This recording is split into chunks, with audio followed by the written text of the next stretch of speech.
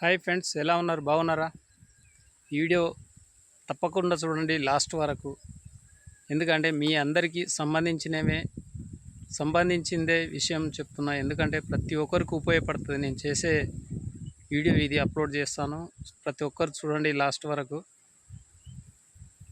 ఈ రోజుల్లో మన తెలంగాణలో కానీ ఎక్కడైనా సరే ప్రతి ఒక్కటి లంచం అనేది చాలా ఎక్కువైపోయింది. ఈ లంచాల వల్ల పేదవాళ్లకు చాలా బాధాకరమైన విషయం. ఎందుకంటే ఈరోజు ఒక ఇల్లు కట్టుకోవాలన్నా కానీ లంచం ఇవ్వాలి. మండలంలో ఒక పట్టా కావాలంటే లంచం ఇవ్వాలి.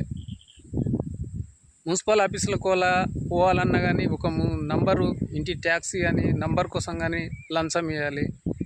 లంచం లేని మార్గం అసలు ఫైల్ కదలనే కదలదు. ఎందుకంటే మనం చూస్తూనే ఉన్నాము, ఎంతోమంది పట్టుబడుతూనే ఉన్నారు. లంచం తీసుకుంటూ ఇన్కమ్ ట్యాక్స్ వాళ్ళు చేతుల్లో దొరుకుతురు. ఎన్ని రకాలుగా దొరికినా భయపడతలేరు.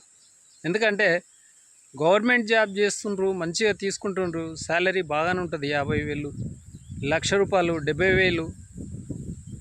ఇంత మంచి జాబ్ పెట్టుకుని కూడా మళ్ళా లంచాల కోసము గరీబోళ్ళతోటి పిక్క తింటుంటారు. ఇంకా పల్లెటూరులో అయితే రైతులకు ఇంకా దారుణం. పాస్బుక్ పోవాలన్నా లంచం ఇవ్వాలి, రేషన్ కార్డు కోసం పోతే లంచం ఇవ్వాలి, చదువుకున్న పౌరులకు ఏమైనా సర్టిఫికెట్ కోసం పోతే కూడా లంచాలే ఇవ్వాలి.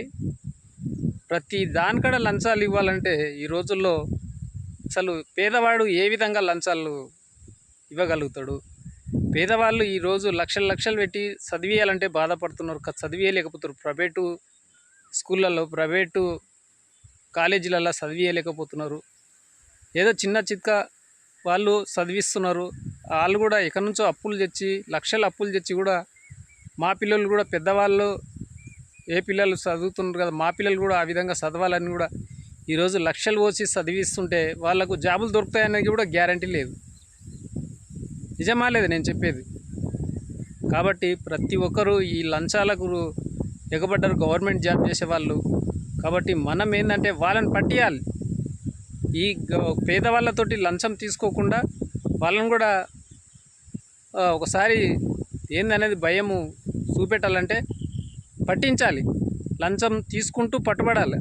అప్పుడైతే ఇంకొకరు కూడా లంచం తీసుకోరు. ఎందుకంటే ఈ రోజుల్లో నేను ఎన్నోసార్లు చూశాను, చాలా బాధపడుతూ లంచాలు ఇవ్వలేక ఈరోజు ఎంతోమంది పేదవాళ్ళు పల్లెటూర్లలో చాలా బాధపడే వాళ్ళు చాలామంది ఉన్నారు. కాబట్టి నేను చెప్తా ఉన్నా, నా కళ్ళతో చూశాను.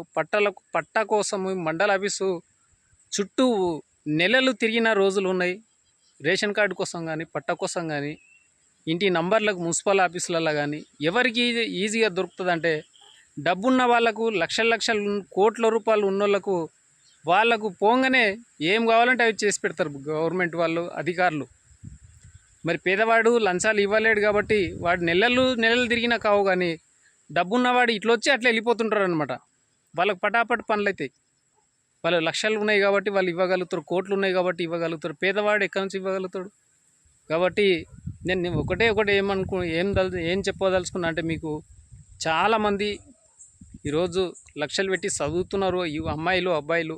మీరు అందరూ గవర్నమెంట్ జాబ్ దొరికితేనేమో సరే, గవర్నమెంట్ జాబ్ దొరకలేదంటే ప్రైవేటు బిజినెస్లు పెట్టుకోండి. ఆ బిజినెస్ వల్ల మీరు సక్సెస్ అయితే బిజినెస్లల్లో మీరే 10 మందికి మీరు జాబులు ఇచ్చేవాళ్ళు అవుతారు.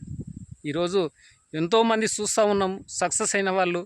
ఈరోజు రిలయన్స్ అంబానీ కానీ, ముఖేష్ కానీ, ఇంకా వాళ్ళను టాటా కంపెనీ వాళ్ళు కానీ ఎంతోమంది సక్సెస్ అయినారు. కష్టపడితే ఏదంటైనా సక్సెస్ అవుతుంది. కాబట్టి మీరు ఈ వీడియోస్ చూసి ప్రతి ఒక్కరు మీరు మారుతారు, బిజినెస్ చేస్తారని నేను అనుకుంటున్నా. ఎందుకంటే ఈరోజు గవర్నమెంట్ జాబ్ ఇంపార్టెంటే.